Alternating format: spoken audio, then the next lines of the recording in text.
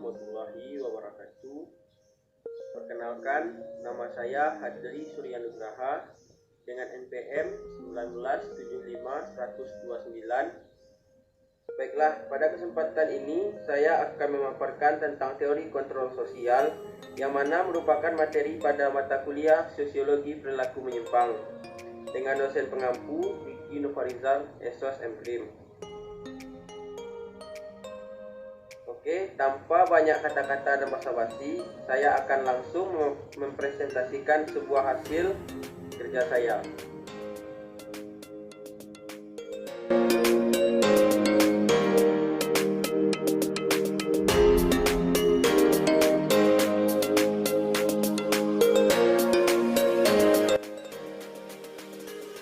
Teori kontrol sosial. Teori kontrol atau sharing disebut dengan teori kontrol sosial berangkat dari suatu asumsi atau anggapan bahwa individu di masyarakat mempunyai kecenderungan yang sama, kemungkinannya menjadi baik atau jahat. Baik jahatnya seseorang sepenuhnya tergantung pada masyarakatnya.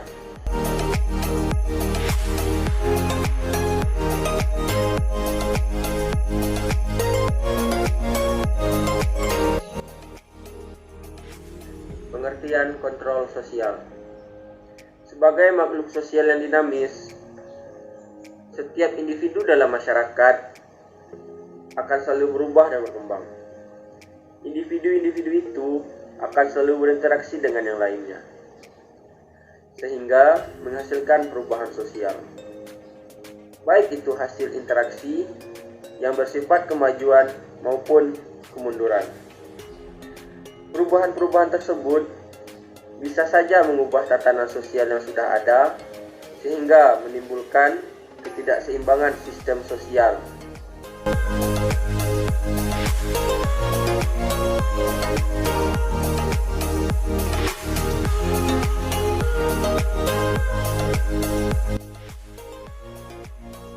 Asumsi umum.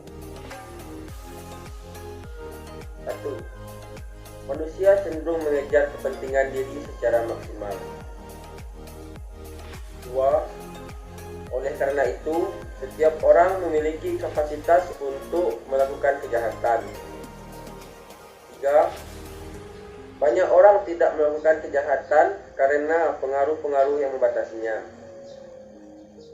4. Oleh karena itu, apa yang harus dijelaskan adalah bukan mengapa beberapa orang terlibat kenakalan, tetapi mengapa kebanyakan orang tidak terlibat kenakalan.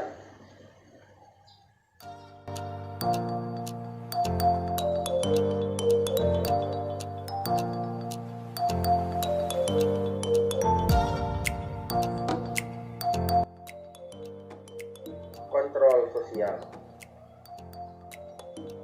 Kontrol sosial terbagi atas dua tipe umum, yaitu tipe pertama kontrol sosial internal dan tipe kedua kontrol sosial eksternal.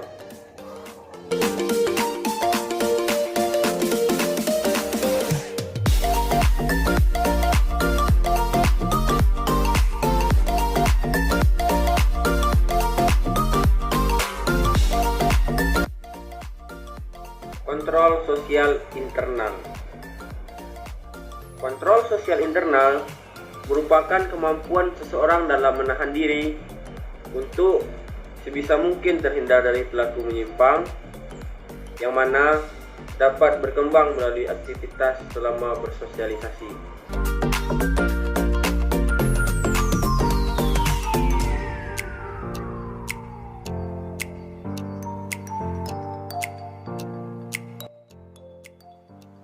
Kontrol sosial eksternal.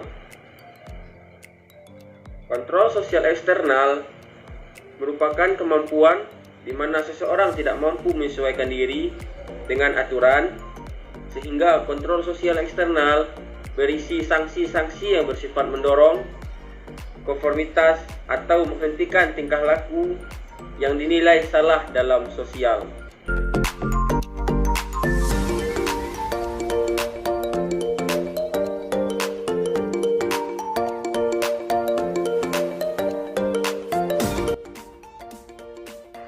teori kontrol sosial. Fungsi teori kontrol di masyarakat ada 4. 1. Menciptakan sistem hukum. 2. Mengembangkan rasa malu jika melanggar norma-norma. 3. Memperkuat keyakinan masyarakat terhadap norma sosial. 4. Mengembangkan rasa takut jika melanggar norma-norma yang berlaku.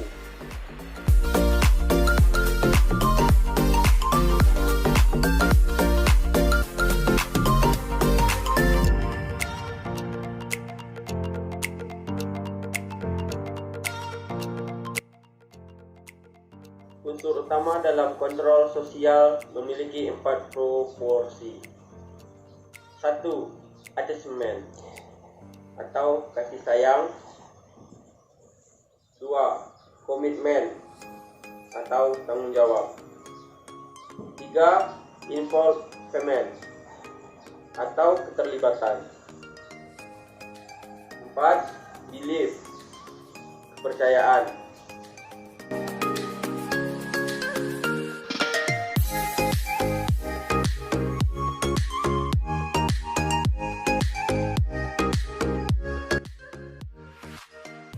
Baik, mari kita masuk ke proporsi kontrol sosial yang pertama, yaitu attachment. Attachment adalah sumber kekuatan yang muncul dari hasil sosialisasi di dalam kelompok primernya, misalnya keluarga, sehingga individu memiliki komitmen yang kuat untuk patuh terhadap aturan.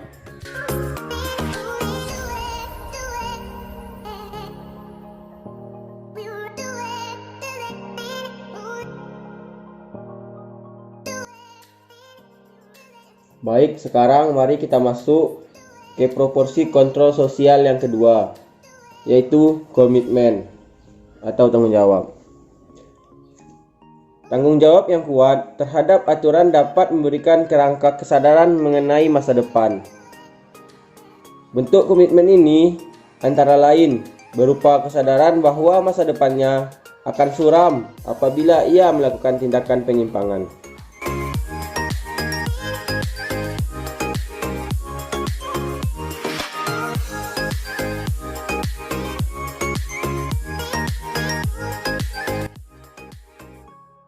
Baik, sekarang kita masuk ke proporsi kontrol sosial yang ketiga, yaitu involvement atau keterlibatan. Keterlibatan akan mendorong individu untuk berperilaku partisipatif dan terlibat dalam ketentuan-ketentuan yang telah ditetapkan oleh masyarakat.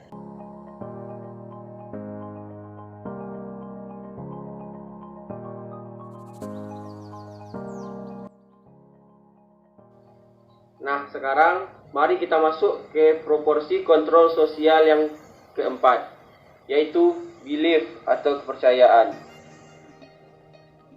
Kepercayaan terhadap norma-norma sosial atau aturan masyarakat akhirnya akan tertanam kuat di dalam diri seseorang, dan itu berarti aturan sosial telah self-forging dan eksistensinya bagi setiap individu juga semakin kokoh.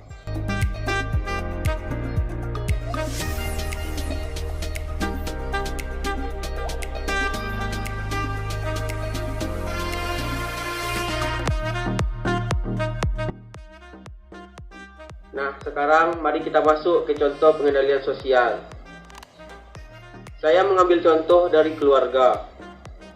Sebagai bentuk afeksi, juga berfungsi sebagai koneksi bagi anggota keluarganya.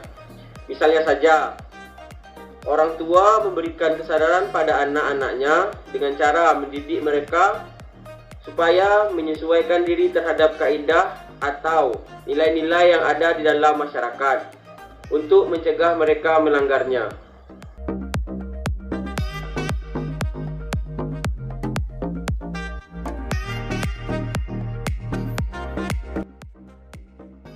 Cukup sekian dari saya tentang pemaparan kali ini, yaitu kontrol sosial. Mata kuliah Sosiologi Perilaku Menyimpang. Lebih dan kurang, saya mohon maaf. Saya berterima kasih kepada Bapak Riki Novarizal selaku dosen yang memberikan tugas ini kepada saya. Semoga pemaparan ini dapat berguna bagi saya dan yang menontonnya. Wassalamualaikum warahmatullahi wabarakatuh.